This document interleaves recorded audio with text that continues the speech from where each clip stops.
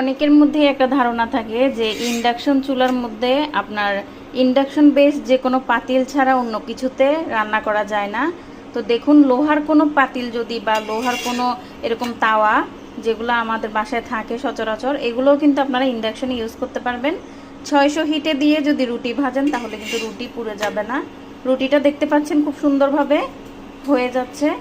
আর আপনি যদি তার চেয়ে বেশি হিট দেন তাহলে তো অবশ্যই এটা পুড়ে যাওয়ার সম্ভাবনা আছে। আর এরকম তাও আমরা জানি প্রায় বাসায় থাকে।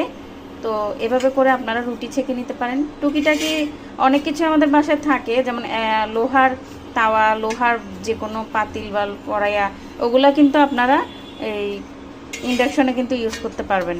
আর 600 হিটে দিয়ে যদি আপনারা এভাবে রুটি ভাজেন, লোহার তাওয়া হোক বা যে কোনো কিছু ইন্ডাকশন বেস ফ্রাই প্যান, খুব সুন্দরভাবে রুটিটা কিন্তু আপনারা ভেজে নিতে পারবেন। দেখতে পাচ্ছেন